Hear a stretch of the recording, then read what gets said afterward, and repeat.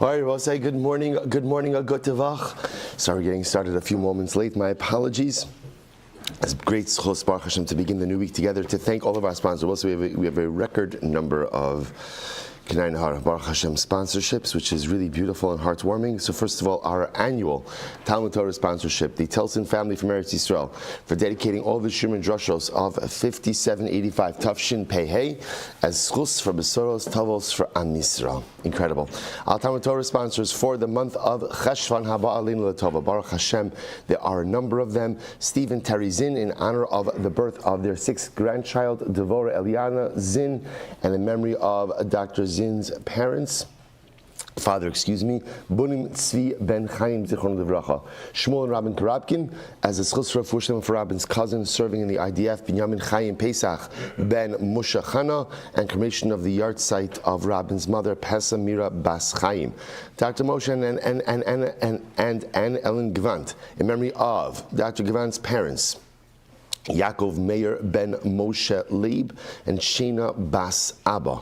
Dr. Bezad and Yemina Salfer of Los Angeles, in the merit of a speedy recovery and full recovery of Esther Bracha Bas Chaya from Los Angeles, a young child in critical condition after sustaining burns from Simchas Torah. We hope that she should just have a complete and enduring refuah. Our week of learning sponsors, Rabiel and Natalie Amirian, in memory of Dr. Naid Neely Esther Bas Malek Zichron Livracha, on the occasion of her yard site. The pastries today are dedicated by Dr. and Mrs. Milt Gertner in honor of the arrival of their new granddaughter. Mazel Tov, Mazel Tov, Mazel Tov Shchayach and Chevra.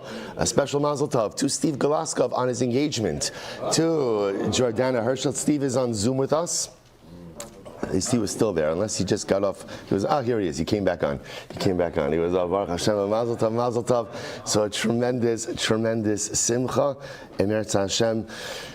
Tremendous. We wish the Chassan in college, it's bracha, mazel, hatzlacha. What a beautiful and incredible way to begin. Mar Cheshvan Emir Hashem. What a beautiful way to take the absence of the simcha that the Yamim Tovim generate, and Baruch Hashem creates some additional simcha of our own. Chassan in college, Bizoch Emir Hashem to build the Bayis Samim B'Yisrael ad mea ve'esim shanim tovos. Also, we dedicate our learning in the zechus of the return of our hostages, in the zechus Emir Hashem of the hatzlacha of all of our soldiers. B'chol ma'aseh yadehem. It's been a difficult week of losses for Klal Yisrael. So many young and beautiful and holy soldiers, literally again giving themselves for Kedushas Eretz Yisrael, Am Yisrael, and Emir Hashem for us. Cheshbon Baruch Hu should give an aliyah to their neshams. Cheshbon Baruch Hu should give the chama to their mishpachas, and halavai they should be successful. B'chol ma'aseh yadehem. And so with that, let us begin. Today's daf is Kuf Lamed Aleph. We are 131. We are picking up Emir Hashem. A lot to do today. 2 lines down from the top. Boy Rava. So if you remember again, right now we are hyper focused on the position of Rabbi Yochanan ben Baroka. So Rabbi Yochanan ben Baroka introduced the Mishnah. The Mishnah went ahead and reinforced something that we learned before, which is that halacha l'maisa, if you go ahead and you make a t'nai which runs contrary to Torah law. So let's say again, you want your children to inherit in a way that the Torah does not outline, so such a t'nai is batal. That is not a unique halacha here. That is a general halacha that says Masna Mashakasa Batorah to know batal. If you go ahead and you make a condition that runs contrary to Torah law, your t'nai, your condition is batal. It is negated. It is void. So I'll say again, I can't say enough. This is such an important piece in estate planning. If you want your estate divided a certain way, whether it's that you have a bachar, but maybe you want all of your children to inherit equally, or you have daughters and you want your daughter to share in your estate after 120 like your children. If you want your family to divide up your estate in accordance with halacha and not make them in violation of anything, or yourself posthumously in violation of anything, you have to plan ahead. There are halachic mechanisms to do this, as we've seen. Essentially, again, you go ahead and you create a gift that takes effect before you die. And again, good estate lawyers, or from estate lawyers, even not from estate, people who know these things, but it is incredibly incredibly important to do this while you can, so that your estate is divided up in accordance with halacha. Otherwise, again, the worst thing a person could do, can you imagine also what happens? A person leaves an estate very well meaning. They want their children to share, they want their daughters to share, and meanwhile, again, you're in the Shema standing before the Kisei Shalmala, before HaKadosh Baruch, before the Beis Din Shalmala, and they're dividing up your estate, not in accordance with halacha. It is not a good thing. I would assume it's not a good thing to stand before the Beis Din Shalmala, and they're dividing up your estate down here. And HaKadosh Baruch is like, right? You don't want that head nod from HaKadosh Baruch Hu, the Beis Din Shalmala, and it's easy enough. You just have to find an estate attorney who knows how to do it, and Baruch Hashem, you can allow your children to share however you want them to. So Rabbi Yochanan ben Baroka gives an interesting idea. Rabbi Yochanan ben Baroka writes, he says that halacha l'maisa, essentially what you do have the ability to do is you could shift the stream of inheritance, and you could go ahead and allocate inheritance to someone as long as that person is in your inheritance stream, as long as they're in your inheritance line. So the lashon of the Mishnah was, Im Amar Amisha Ra'i Li Yarsho, if you go ahead and you go ahead and you say, I want my son to inherit, and of course my son is someone who stands in the line of inheritance, Dvarav Kayamin, then ultimately again his statement works, Ba'amisha Ein Ra'i Lo Li Yarsho Ein Dvarav Kayamin. But if you say about someone who can't inherit you, then the words don't work. So in other words, Rabbi Yochanan ben Baroka is saying is like this, that again, I will say, I just want to point out, the assumption that we're working under is that Rabbi Yochanan ben Baroka's concept really applies with someone who's a shchiv meirah. So someone is dying. Now again, this is not a gift, because remember again, when it comes to gifts, what's the halacha? When it comes to gifts, what's the halacha? You can gift anything to anyone you want, and that does not contravene halacha at all. So if a shchiv meirah is on his deathbed and he says, "I want to go ahead and gift all of my estate to the person behind the counter at Goldberg's Bagels because they were so nice to me the last time I went," again, not a good idea, but lemaisa, you could do that. You could do whatever you want as a gift. That's not what Rabbi Yochanan ben Baroka is talking about. He's talking about over here that somebody is lining up inheritance, but the way they're doing it is they're going ahead and they're saying, a person will call, Avram is a shchiv meirah, and now Avram says on his deathbed, I want all of my estate to go to Yishmael. Now he has a Bachar Yitzchak, but instead he sends the Yishmael. Rabbi Yochanan ben Baroka says, that works. Why does it work? Now remember again, I just want to chazir this over. Why does this work? We saw this in yesterday's daf. What's the answer? What's Rabbi Yochanan ben Baroka's svara? What's his svara? It's a pasuk. Biyom hanchilo es banav. The Torah gives a right to a father to allocate inheritance to his sons. The way Rabbi Yochanan ben Baroka understands this is, as long as the person you're allocating to is someone who is fit for inheritance, you can reallocate. You can redistribute the wealth, right? You can go ahead and assign the inheritance to one particular son, as long as that person is in your inheritance chain, and as long as you're not contravening Torah law. So remember again. So for example, what can't you do? You can't take away pishnayim. You can't take away pishnayim from a bachar.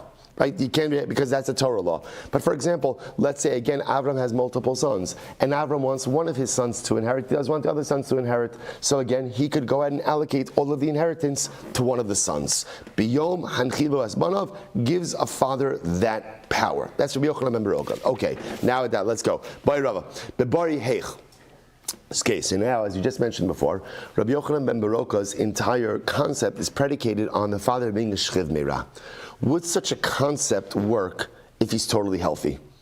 Okay, so Avram is doing his estate planning, and he decides, you know what? Actually, let's go with Yaakov. Right, Yaakov's doing his estate planning. He's got multiple sons, Reuven, Shimon, and Levi. Let's assume for a moment right now he has a daughter, Dinah, who is the firstborn. So there's no Bechor over here. There's just multiple sons. So Rabbi Yochanan ben Baroka's model is when Yaakov is on his deathbed. He's a shchiv meirah. But let's say, what if he's totally healthy? According to Rabbi Yochanan ben Baroka, can healthy Yaakov go ahead and allocate all of his estate to one of his sons? So Gemara says, "Kikim Rabbi Yochanan ben Baroka b'shchiv meirah debar orisihu." So on one hand, we can say maybe Rabbi Yochanan ben Baroka only did this by shchiv meirah. Why? Because a shchiv meirah ultimately again is literally ready to bequeath. Now, why is he ready to bequeath? Why? He's about to die, right? So in other words, since Rabbi Yochanan ben Baroka's entire concept is predicated on the pasuk biyom hanchilo es banav, right? On the day when ultimately, again, he will convey inheritance to his children. Maybe the concept only works when the inheritance is ready to be conveyed. When is the inheritance ready to be conveyed? Ultimately, again, when Yaakov is ready to die. But if Yaakov Baruch Hashem is totally healthy, maybe he can't do it. Or maybe not. Maybe not. In other words, maybe Rabbi Yochanan ben Baroka is espousing a concept. What's his concept? His concept is a father has a right to distribute his assets how he wants to. And even as inheritance he can, as long as the allocation is taking place to people who are in the stream of inheritance. Okay? So Mishar Silber says, that's our kasha. As our kasha, so assuming we accept the concept of Rabbi Yochanan ben Baroka, that a father has the ability to allocate to bequeath his estate to one of his children or multiple children in a way that he wants, as long as they are in the line of inheritance, is that only a din when he's on his deathbed, or can he do it even when he's healthy? So that's machlokes. I'm Rabbi Shmuel Silber. So Rashi said to Rava, Tashma, Dharma Rabbi Nasan, Rabbi Shnehem, Shnisem, Mishnaschem, Rabbi Yochanan ben Baroka. So listen to this. So Rabbi Nasan said to Rabbi, you established your Mishnah like Rabbi Yochanan ben Baroka. Which Mishnah are you referring to? An interesting case. This nan. Lo kasev la benin dichrin, di yahavin lech minai. So we'll say, before we go into this, remember, there's the concept of ksuvas benin dichrin. What's ksuvas benin dichrin? That a man says to a woman, so let's say Yaakov is marrying Rachel, right? So Yaakov is marrying Rachel, and in the ksuva, Yaakov writes to Rachel that your ksuva will be inherited by your sons. In other words, we've seen this concept before, that this was all done, so let me give you the background to this, right? A father is always nervous to leave property to his daughter. Why? Because she's going to marry a guy, right? And she's going to marry that guy, right?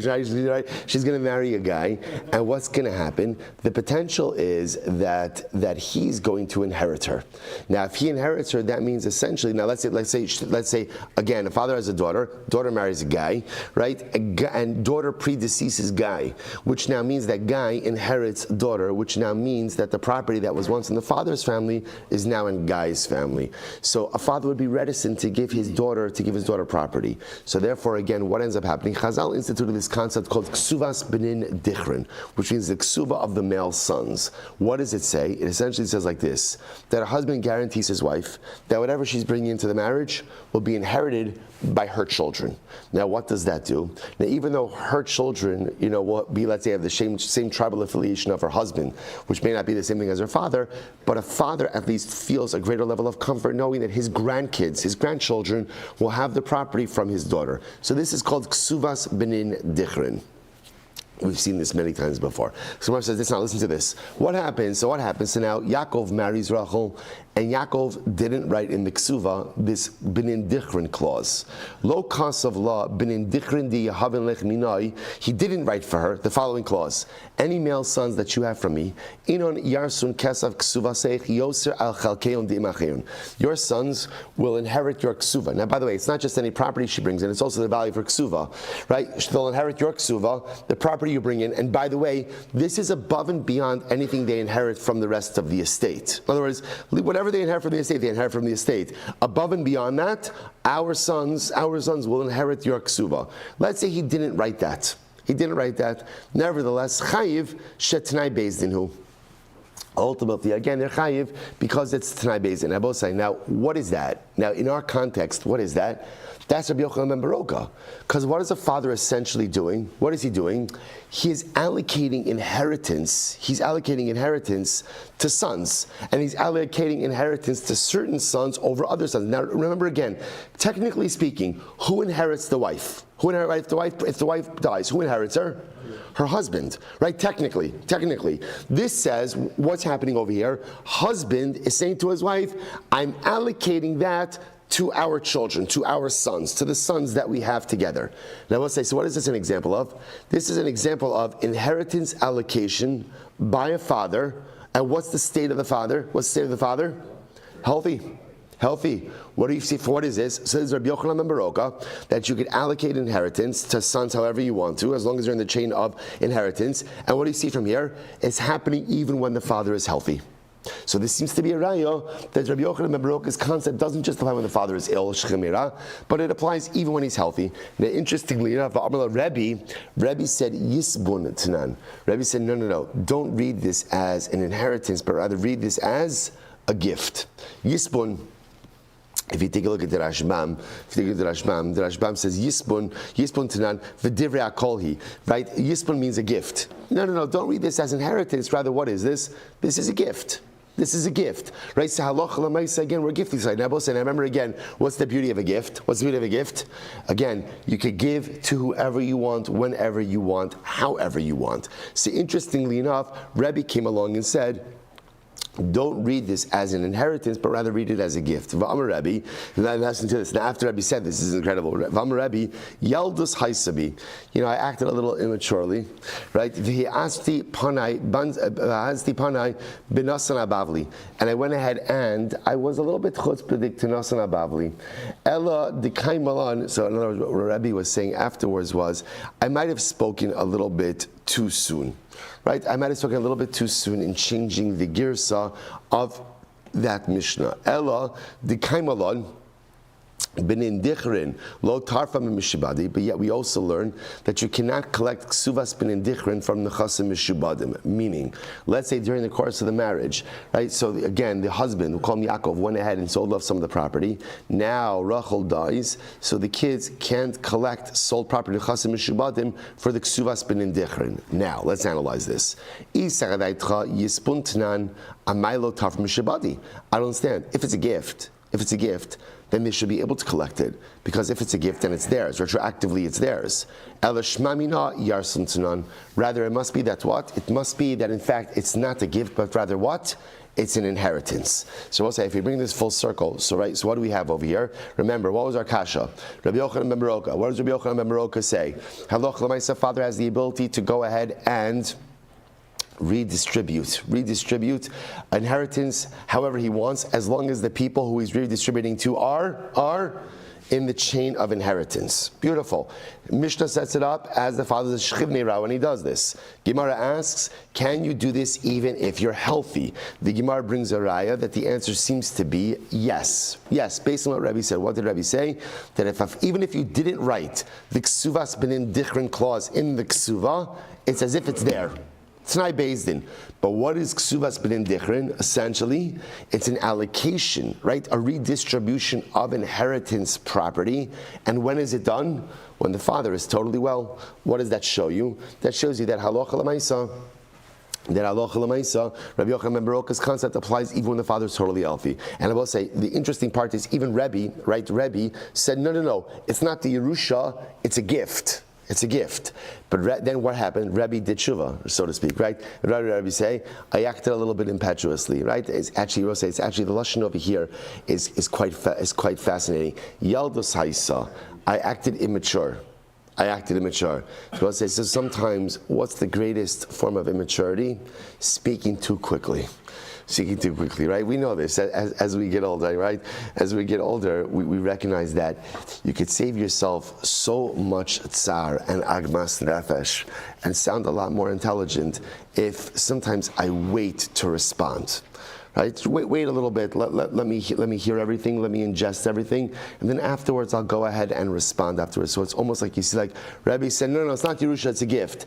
And then he's like, no, I was wrong. It is Yerusha, because if it was a gift, then the children should be able to collect from the Chasim Mishubadim. The fact that they can't collect from the Chasim Mishubadim indicates to us that in fact it's a Yerusha. Incredible. So this seems to be a raya that Rabbi Yochanan ben Baroka's concept applies even to a healthy individual. So Rabbi Papa said to Abaye, 1 second. Bein leman da'amar yisbun, bein leman da'amar yarsun. So we'll say, so now, it's always great about Gemara, right? Well, you come, and so we'll say, it's interesting.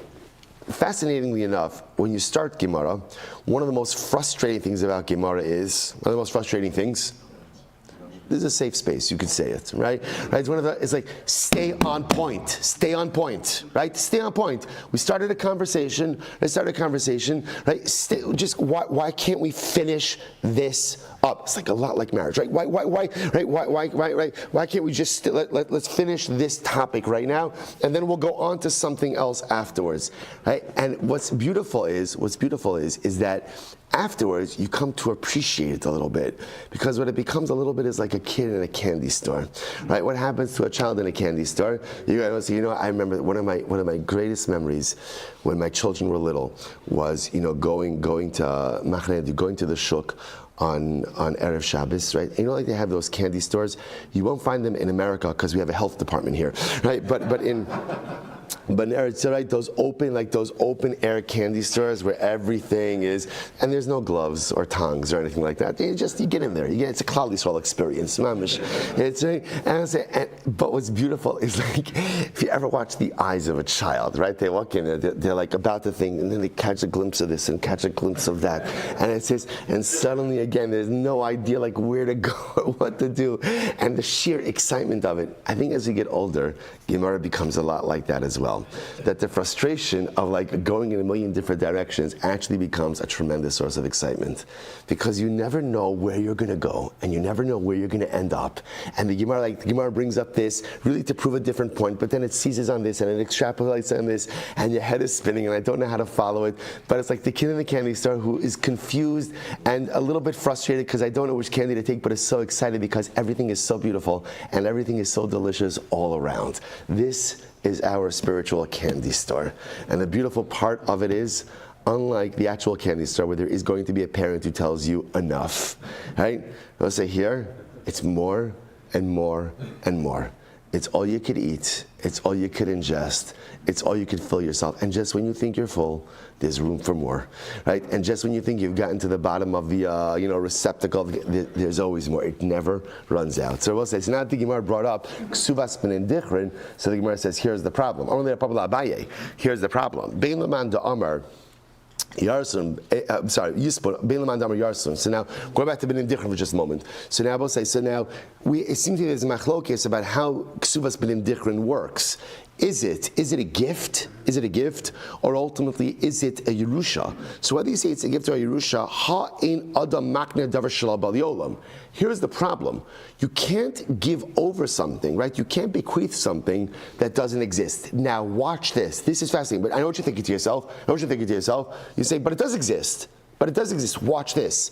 Even Rabbi Meir who says you can bequeath something that does not exist. I will say, watch this. This is fascinating. There's a bigger problem with Ksuvas ben dichron. What's the problem? Now the property exists. What doesn't exist? The kids. Remember, this is a ksuva. When is a ksuva written? When the couple's getting married. So listen to this. And the Gemara says, I don't say even how does this mechanism work? Even if you hold that you could be makne adavar shalo bali olam, that assumes that the acquirer, what's the better word? The recipient, thank you. Right? The recipient exists. In other words, Rabbi Meir says you could be makne adavar shalo bali olam. You could go ahead and bequeath something or give over something or it's not transfer. It's your. You could transfer a future right. Right? You could transfer a future right so that even if it doesn't exist, as long as the recipient does exist. But even Rabbi Meir would agree that in this case, how can you do it? The recipient doesn't exist. So how can you call it a gift or how can you call it an inheritance? The recipient doesn't exist. If the recipient doesn't exist, then at the end of the day, how does this even work? Ella Tanai Bezdin who? Right? Rather Ella Tanai Bezdin Shiny. Hachanami Tanai Bezdin Shiny. To which the Gemara says, you're right. This whole thing is different. What is this called? This is called the Tanai Bezdin. What does the Tanai Bezdin say? Remember again, there's a concept. Tanai Bezdin essentially says as follows. There is, in the world of halachic finance, the most important principle that we operate with is Hefker Bezdin Hefker, which means Bezdin Halacha has control over all monetary matters. And what that means is that halacha has the ability to create financial realities. That's the bottom line. So does this concept of ksuvas benin dichrin work in accordance with normative financial frameworks? The answer is no. Because how can you be maknis something to someone who, by the way, not only is someone who doesn't yet exist, but what? Someone who may never exist. Who says they're going to have children?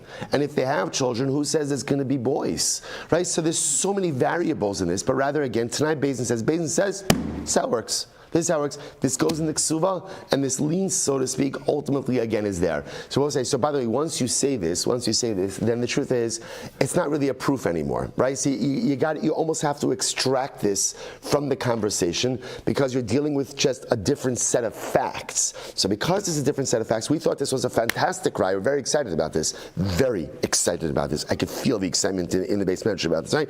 Now, so we'll say, so we thought this was very excited because at the end of the day, we thought this went ahead and answered up Rabbi Yochanan ben Baroka. It turns out that it doesn't. Fascinating discussion, but doesn't really have an impact on what we're talking about. Amarle, 1 second. Amarle, mishum de kamafik lebi yarshi yarsin. So the Gemara says, Amarle, mishum de kamafik lebi yarshi yarsin. Fine. Hada Amar Abaye, lav mil sihi da Amri. Abaye says, no. Don't go ahead. Don't go ahead necessarily. And I'm sorry. Hadram Rabbi Lav Milsi. Let's strike that from the record. So Gemara says the Amri. Sorry. Lav Milsi he the Amri. This nan lo kasav la. Watch this. Lo kasav la binan nukvan di heaven lechemina yahavinan. Sorry, lo kasavla, benin nukvin. I will say there is another parallel gezerah. What's the other parallel gezerah? Technically speaking, the Ashram points out that technically speaking, a father is not obligated to support his minor children after a certain age. We saw this in Ksuvas, right? But again, halacha l'maisa, it is important for a father to support his minor children, and specifically Chazal, we're even more concerned about daughters. So there's a concept called Binos Nukvin, and Binos Nukvin essentially says that a father agrees to support his daughters until they get married. And that was written in the Ksuva as well. So watch this. Disnan. Lo kasav la bin. Let's say right, Yaakov marries Rachel, and he did not write the binan nukvin clause in the Ksuva. So lo kasav la binan nukvin di yahavin lechiminoi yahavin yasim v'esiv yisazim in chasai ad yischalk ad ditilakhin leguvrayin. Let's say he didn't write in the Ksuva this clause. What does the clause say? Any daughters we have together will ultimately remain in my home and be supported from my estate until they get married. Let's say you didn't write that clause. Chayiv. Ultimately, again, right? So Yaakov is still chayiv to go and honor that. Why? Shu Tanai Beis Din. Because this is a Tanai Beis Din. Right? Again, halacha l'maisa, like we just said before. So Gemara says, Shu Tanai Beis Din. V'hava lazeh b'matana ulazeh b'yerusha. So maybe. So we'll say, so now watch this. So now this is fascinating. So the Gemara is going ahead, and the Gemara now is linking these two things. We have benin dichrin and benos nukvin. Right. So benin dichrin is the allocation of the mother's ksuva to her male children, and benos nukvin ultimately is the agreement of the father to support his daughters until they go ahead and get married. So now remember again that halacha l'maisa, we said before that as much as ksuvas benin dichrin is a Tanai Beis Din, and Tanai Beis Din is really a separate concept, but nevertheless, the reason why it is applicable for our conversation is because it is phrased b'lashon Yerusha. So we have benin dichrin that is phrased as a Yerusha. And now, interestingly enough, the Gemara says we have benos nukvin. Now, how does benos nukvin work? So we'll say, interestingly enough, how does it work? It's a matana. So watch what's happening, right? Because it's not a Yerusha. Why is it not a Yerusha? Because he didn't die, right? Because remember again, let's say again, no trick question over there, right? In other words, right? It's not a Yerusha because the father is alive. No, remember again, what now? Don't get confused. It says the father says, "I agree to support them from my estate until they get married." The reason it uses that lashon is because in the event that father dies, his estate will take care of them. But while he's alive, essentially it's an obligation to support my daughters until they get married. Fine. So watch this. Get ready for this. So now I have two takanos. Follow the train of thought over here. I have two takanos. Benin dichrin, which is at least framed as a Yerusha, right? Because halacha l'maisa, first of all, number one, it is a Yerusha, right? Why is it Yerusha? Why is it Yerusha? Because it's only activated by death. Right? In other words, it only takes place after the mother dies. So it is Yerusha. In other words, and it's phrased as a Yerusha, right? We're not phrasing it as phrased Yerusha. Granted, the Gemara says, but it's not a real Yerusha, because again, the recipients, right, aren't even alive at the time that it's made. You're right, it's a Tanai Beis Din. But it's a Tanai Beis Din that is framed as a Yerusha, okay? That's part one. Then I have Benos Nukvin. What's Benos Nukvin? It's not a Yerusha. If it's not a Yerusha, right, and it's not an obligation, then what is it? It's a gift. It's a matana. Okay, get ready for this. Get ready for this. So now the Gemara says, so essentially what I have is like this. V'havi lezeb matana. So essentially to the girls. So again, so now we'll call it Yaakov has sons and daughters. So for his daughters, in the Ksuv, he has right Benos Nukvin. That's a matana. Ulezeh, and for the boys, it's a Yerusha. Okay, Bosai, pause here for just a second. Remember we had this? That halacha l'maisa, if you make a transfer to two people of two parcels of property, to one you say it as a matana, and to one you say it as a Yerusha. What's the halacha? Or at least according to the bottom line opinion, the halacha is the whole thing is framed as a matana, right? Even if you don't have transactional singularity, right? You heard it here, right? Transactional singularity, right? So even if you don't have that, as long as matana is mentioned somewhere in the context, then halacha l'maisa everything becomes framed as a matana. Watch this. So now the Gemara says, okay, so now let's get down to business over here, right? Yaakov is getting married to Rachel. He's writing in the Ksuva, and the truth is, even if he doesn't write in the Ksuva, it doesn't matter because it's a Tanai Beis Din, so it's included anywhere. So which means when a man gets married to his wife, there are two things that automatically occur. Number one, Ksuvas benin dichrin, that's Yerusha. Number two, Benos Nukvin, which is a matana. So you've got two transactions occurring at the same time. One is a matana, one is a Yerusha. What's the halach when you have two transactions occurring at the same time? One is Yerusha, one is a matana. The Gemara says, "V'chol zeb Yerusha zeb matana afilu rabbanan modu." Let's say in a case, even if it's two parcels and two people, but one is getting Yerusha, one is getting matana. What does the halacha say? The whole thing is framed as a matana. So we'll say, so it turns out that Benin Dichrin is not a Yerusha, it's a matana, because ultimately it's happening the same time as Benos Nukvin, and whenever you have Lezeb Yerusha, Zeb matana, everything becomes framed as a matana. To which the Gemara says, Amrli Rav Nechumi v'is Amar Rav Chananya bar Minyumi la'Abaye. 1 second, hold up, I'm a base. Mimai debechad beidin iskin. 1 second, you are assuming that there is Tanai Beis Din simultaneity happening over here. In other words, you're making it sound like that Benos Nukvin or I should say Benin Dichrin and Benos Nukvin are happening at the same time. Who says? In other words, who says? In other words, it sounds like that one Beis Din is being metaking both of these, and that they're being instituted. Who says? Who says everything is happening by the same Beis Din? Who says everything happens at the same time? Dilma betray Beit Din Iskin. Maybe it was instituted in two different Batei Din. To which the Gemara says, "Lo, sa'adaytcha diktani reisha ze medrash dar shabalaza ben Azariah fnei chachamim bekerem biyavna." No, this is what they darshan. This is what Shabalaza ben Azariah darshan from the chachamim kerem biyavna. Habanim yirshu v'habanos yizonu. It was instituted at the same time.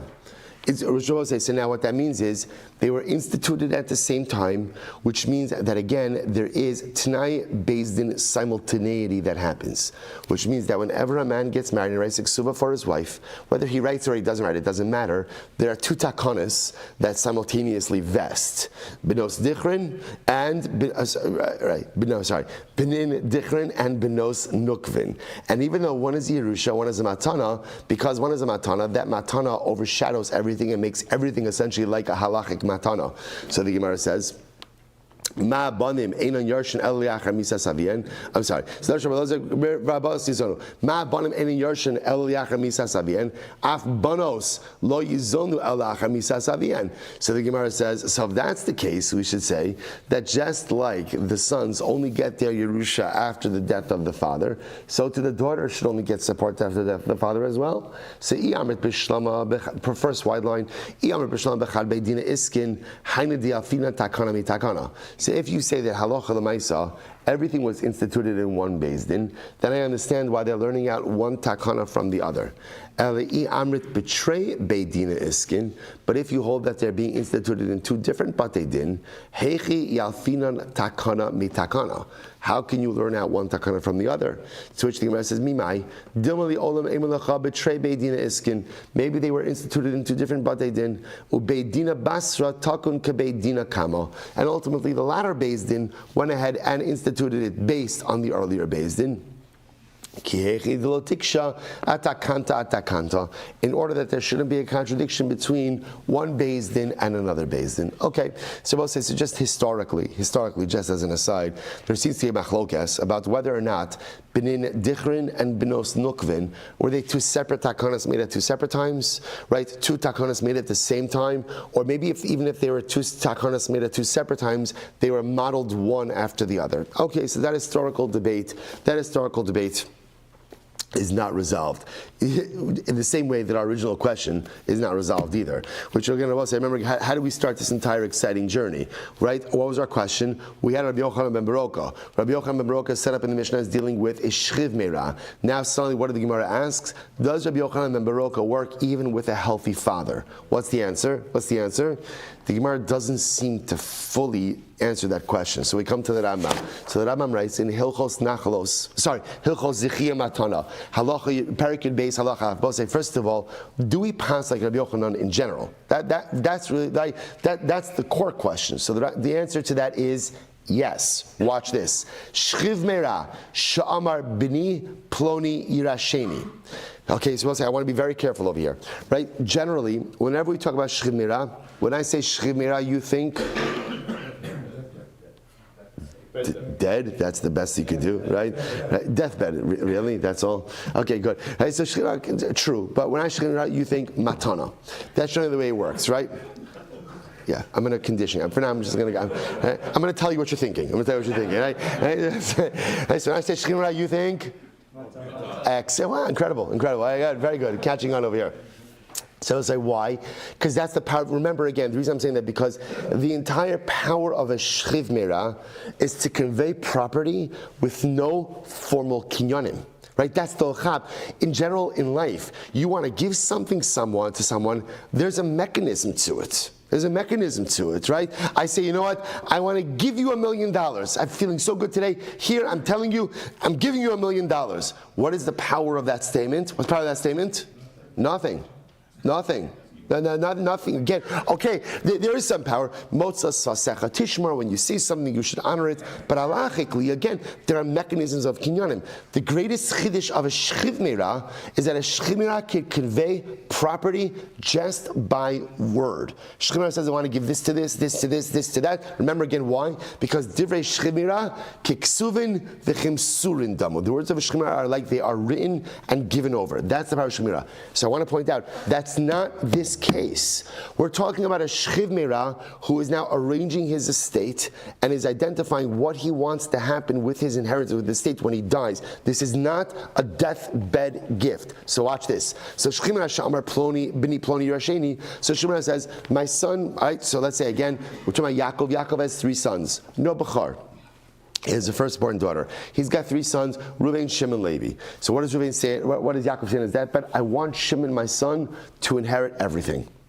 To inherit everything. What's the halacha? Hare ze yoresh oso levado, velo yirashuhu shar habanim. It works. That's Rabbi Yochanan ben Baroka. Where does a father get that right from? Pasuk, biyom hanchilo as banov. A father has a right to decide where the inheritance goes. Now again, what's the caveat? He's got to assign it to someone who is in the inheritance chain.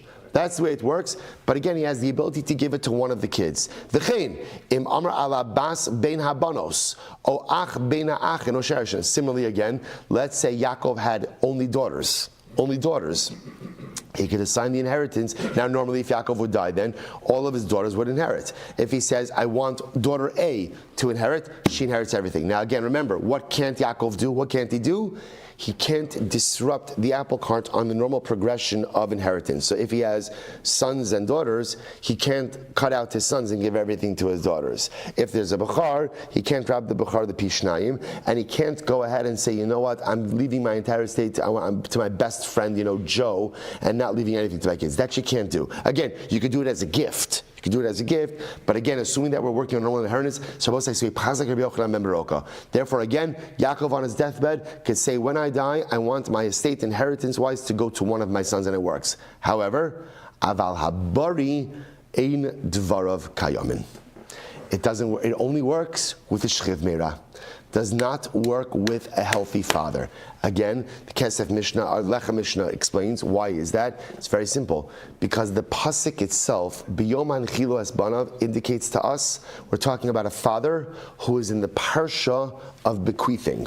When are you in the parsha of bequeathing? When you're dying.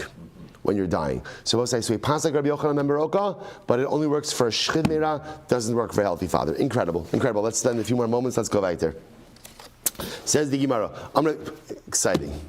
Just exciting. So the Gemara says as follows, Amar Rav Yehuda, Amar Shmuel, HaKosev kol mechasav leishto. This is an interesting case. So let's say, right, Yaakov is married to Rachel, and Yaakov has sons, got children, right? And what happens? He writes his entire estate to his wife. If you look at the Rashbam, it's actually right across. The Rashbam says, HaKosev kol mechasav leishto belashon matana. Right? Because we will say, obviously, again, this can't be Yerusha, right? Why can't it be Yerusha? Because, again, she's not an inheritor. So obviously, again, so what is he doing? So Yaakov is married to Rachel. He says, I hereby gift my entire estate to Rachel. So we'll say, so now, here's the interesting part. So now, what do we do with a statement like that? So at least Shmuel says, Lo asaha ela apetropa. He has. So again, he did not mean to convey ownership there. Rather, what has he done? He's made her the executor of the estate. She's the executor of the estate. Now look at the Rashbam for just a moment. What's the logic that she's the executor? The omit hadashu te'ein adam maniach hezbana benosin hakol ishto v'lo niskaven el lazaz abetropa kedei sheachloku labanav kavod mishum da'uki avia nechase birshusei lefarnasam mehem kefi omei daita v'kfufim la. Supposed to say this is incredible. Now why is that? So now let's play this out. So Yaakov's married to Rachel. Yaakov says, I hereby gift my entire estate to Rachel. Shmuel says, no, he's not gifting the estate. What is he doing? He's making her the executor. Now, what's the logic behind it? The logic behind that is because we assume a father is not going to cut out his children from inheritance. It's not done. So why did he give her the estate? Because what is Yaakov concerned about? What is he concerned about? He's concerned about that when he dies, you could especially imagine this even more in a case where, let's say, Rachel is not the mother of Yaakov's children, right? So what is Yaakov concerned about? He's concerned that the children are not going to take care of his widow. So what does he do? He leaves her in charge of the estate. Now, because she's in charge of the estate, guess what's going to happen? The kids are going to be very respectful, right, and very caring for her, which makes sense because the power of the purse strings.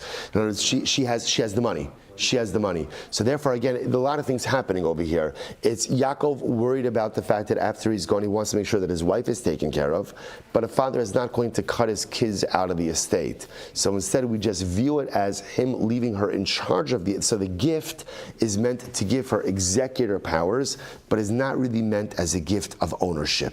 Incredible. So the Gemara goes weiter. So the Gemara says, Lo asa el apetropa, pshita b'no hagadol, lo asa el apetropis. Similarly again, let's say again, Reuven left his entire estate to his oldest son. So again, once again, we'll say we assume that what's happening over there is the Gemara is operating under the following idea, that sometimes a person would gift their estate to someone in order for the other members of the family to respect that person. I will say it's interesting. In other words, things don't change all that much. What do people respect? What do people respect? People respect money. People respect money. So therefore, again, the same thing in the wife. If the wife has the power of the estate, the kids will respect her. So if a father, Yaakov, leaves his estate ultimately to the oldest son, once again, we assume that a father is not cutting out his kids from the estate. So why is he leaving it to the Bechar? Because he wants the younger brothers to respect the older brother. That's what's happening over here. Next, what about the following case? Pshita b'noah katan mai. So we'll say, what happens if Yaakov has multiple sons? Right? Yaakov has multiple sons, Reuven, Shimon, and Levi. And then what happens? He leaves his estate to Levi. He gifts the estate to Levi. So what is that? So the Gemara says, now we'll say, here's what's interesting. When he leaves it to the older brother, I understand that. Why? Because the younger brothers are obligated to respect the older brother. Remember again, we'll say this is a drasha, kabet es avicha ve'es imecha. Es is always a ribui. And the Gemara says, Es comes to include the rabbos, achicha hagadol. Younger siblings have an obligation, right, to honor their older siblings. So therefore, again, I understand that Yaakov leaves his money to Reuven, not because he's cutting the other kids out of the estate, but because he wants the younger siblings to respect Reuven. What happens if, let's say again, Yaakov has three sons, Reuven, Shimon, and Levi, and he gifts the entire estate to Levi? What is that? So the Gemara says, so itmar Rav Chanilai bar Idi Amar Shmuel, afilu b'na katan amutal ba'arisa. Even if he leaves it ultimately again to the youngest son in the cradle. Now, what does that mean? Take a look at the Rashbam. The Rashbam says it's in the wide lines, about 10 lines in. Afilu katan amutal ba'arisa, rotzu b'chvodo v'lo asala apatropa. We assume that just the father's intention with this is that he wants the other sons to respect the youngest kid, and really he's making the youngest son an apotropis and not really meaning to gift it to him. So we'll say, you see this pattern that whenever the father gifts property to one of the children, he doesn't mean for that child ultimately again. Now there are certain clear cases. In the case of the oldest brother, it's clear he wants the oldest brother to have control over the money, not ownership, control over it. This way the younger siblings will respect him. Even if he gives it to the younger sibling, we view that ultimately again as the father's way of getting the older kids to respect the youngest one, but in no way does he mean to convey ownership, sole ownership, to one of the children. We're working under the assumption that a father is not cutting any of his kids out of the estate. And therefore, when he gives ownership of the estate to one of the kids, he means to give it to them as an apotropis, right? As an executor and not as ownership. Incredible. So, pshita b'nova acher. So let's say again, a father goes ahead and allocates estate ultimately again to a son and to someone else. So what's the halacha? Acher b'matana, to someone else it must be as a matana, ubino apotropis, and ultimately again to his son as an apotropis. Take a look at the Rashbam for just a moment. Pshita b'nova acher, kilomar pshita li, shakol seif kol nechasav libno, shekara lo yoser mikol krova, v'yotzer b'chvodo yoser, or kol seif kol nechasav la'acher, delo chayiv l'chvodo, b'chlal hani shnayim pshita li, the amr so I'll say something that's outside. So in other words, obviously, if someone's going ahead and giving and gifting his estate to someone unrelated, that's a matana. That's a gift, right? Because again, the whole apotropis card, right? So we'll say, why does the apotropis conversation come up? Why does it come up? Ultimately, again, because in a family dynamic, the father may be worried about other family members not respecting a particular family member. What is the best way to ensure that the family member in doubt gets the respect that he or she deserves? What's the best way to ensure that? Give them the money. Give them control over the money. So give the wife control over the money. The kids will respect her. Give the older brother control over the money. Kids will respect him. Give the younger brother the money. Kids will respect him. But if it's someone unrelated to the family, then there's no respect issue. If there's no respect issue, then the only way we can look at it ultimately again is as a matana. Okay, ishto arusa v'ishto grusha. Similarly, again, I will say, let's say a man gifts his property to his wife who's in arusa or to his ex-wife. So once again, in these cases, there's no covet issue. Right? In other words, a man is not worried about the covet due to his Erusin wife because they're not living together. They're not fully married. I mean, they're fully married, right? But Lamaisa, again, she's not in his household. So therefore, there's no covet issue. So the only reason he'd be giving it to her is why? Because he wants to give it to her. He wants her to own it. Same thing, ex-wife, right? There's no covet issue involved in the ex-wife. And therefore, if he gives her property, why is he giving it to her? Why is he giving it to her? As a matana. Ibailuhu. Bein Eitzel Abanim. You know what I'm saying? We'll stop over here for today. We'll pick up Emir Hashem with the Sibai Luhu tomorrow. Shkoyach. What a start to the week. Incredible, I'll say.